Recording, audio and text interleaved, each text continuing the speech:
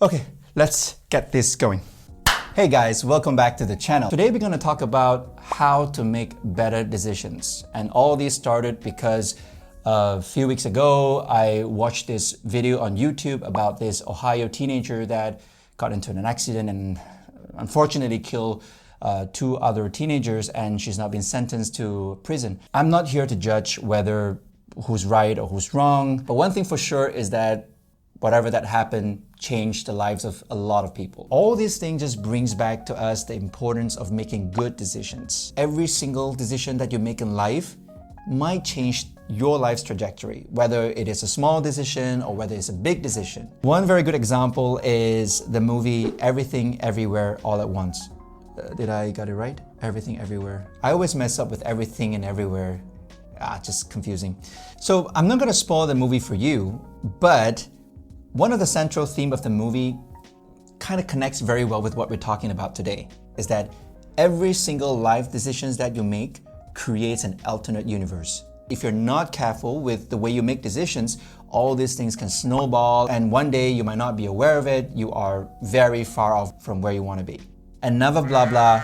How can we make better decisions? First thing, let's talk about the stats. I like stats, so I went online and searched for the numbers. And apparently we make around 35,000 decisions every single day. Man, that is a huge number. Of course, a majority of them are decisions that we make subconsciously. For example, how we tie our shoelaces, which side of the bed that we decide to wake up today. But there's still a considerable amount that we make them consciously.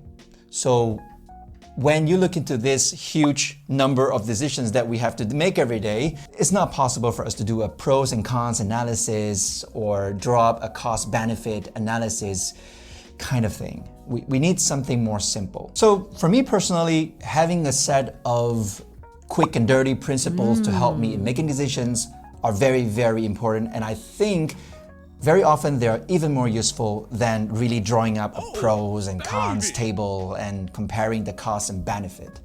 And that is precisely what I'm going to share with you today. The first principle is to avoid all those heat of the moment thing. Those kind of decisions that it requires you to just decide on the spot, and you have this huge amount of stress and urgency that you have to quickly say yes or no, this kind of thing.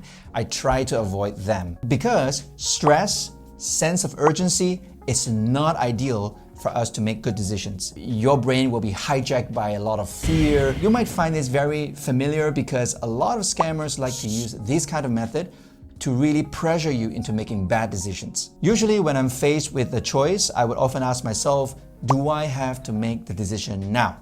If I don't have to make the decision now, I would just always walk away, sleep over it, and decide again the next day. And why sleep?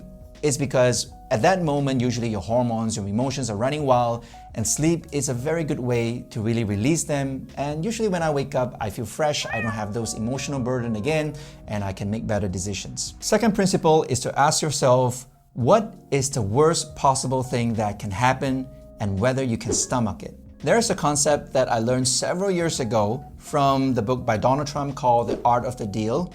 Okay, you can criticize whatever you want. Some people also say that he didn't write this book himself, but nevertheless, one thing that I cannot deny is that this was one of the books that kickstarted this entire drive in me to make deals and to start my entrepreneurship journey. So I'm forever thankful for that. There is this quote inside the book called, "Focus on the downside, and the upside will take care of itself." And this similar mindset is shared by people like Warren Buffett as well, where Warren Buffett always look at the catastrophic risk whenever he invests and never rule that out as impossible. One good thing about following this principle is that as soon as you realize that you can handle the worst case scenario, a lot of stress will be off your shoulders, and you can make that decisions more decisively and in a more rational manner, because whatever happens, you're able to handle them. Oh, baby. Third principle is related to information.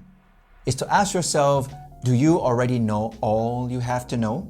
The truth is that a lot of bad decisions are made because we don't have the full picture of things. We make a lot of assumptions, and those assumptions might not be true. But wait a second, I can hear a lot of you guys out there might be complaining now. It's like, if we keep on just gathering information all this while, then we would be indecisive, right? We would doubt and we would never make a decision. That is very true. One thing to help us out would be this 40-70 rule by General Colin Powell's. Essence of the rule is that you only need about 40 to 70% of the information to make good decisions. So to give you an example of what I usually do is that whenever I'm faced with the need to make a decision, I will first ask myself, when is the due date that this decision has to be made? And then I will get myself to spend as much effort and as time possible to gather information before that due date. When the time comes, on that day itself, I will take whatever information that I have and then I'll make that decision itself. Principle number 4 is to ask yourself, what would my ideal self do? So in psychology, there's this concept called ideal self, which is somebody that you aspire to be, your dream person in the future, most probably. Logically, that dream person should be able to make very good decisions, at least better than you now, right? So whenever we're faced with a need to make a decision, a tough decision, we just have to ask ourselves, what would my ideal self do? Just to give you a simple example. My ideal self is somebody who is very successful, who is very rich, wealthy, do a lot of philanthropy, contribute back to the world, blah, blah, blah, all those great things. So let's say now I'm confronted with a decision whether to invest in a Ponzi scheme. Knowingly know that it's a Ponzi scheme, but I'm like, man, if I can get in and get out quick, I may make a quick buck. If I were to ask my ideal self, the decision is pretty simple. It's just a no.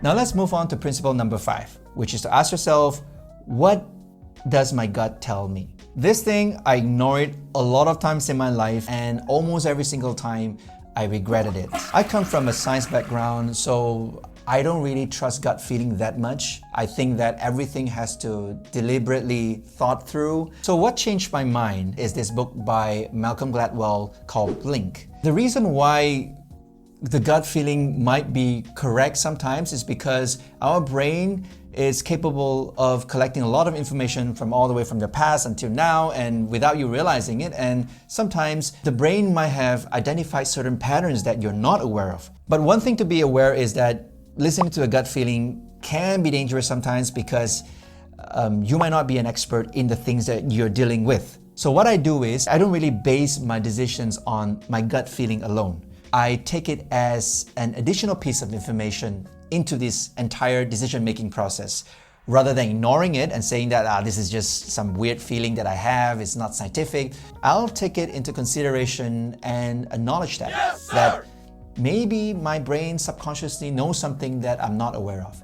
And I realize that a lot of times when I do that, the quality of my decisions are way better. So there we go with the 5 quick and dirty principles that I use to make my decision. A few last note though, to some of you out there who are eager to give this a try. Number 1, always have a plan B. There is a fair chance that you will be wrong. Always think of what you're gonna do if things doesn't go as planned so that you'll be prepared when the worst thing happens, and that is really helpful to take away a lot of stress because you always know that there is a fallback plan. And last note of this video is that the only way to make better decisions is to make more decisions. The more decisions that you make, the more you're aware of your biases, of your shortcomings. So be brave to make bad ones. And over time, the more decisions that you make, the better those decisions will be. All right, that's it for what I want to talk about today. If you like this kind of content, as always, comment down below and hit the like button. And if you also like to support the channel, kindly hit the subscribe button as well. Until next time, cheers. But just give me a second, there's some tractors doing things outside my house. Yeah. I think that's an airplane.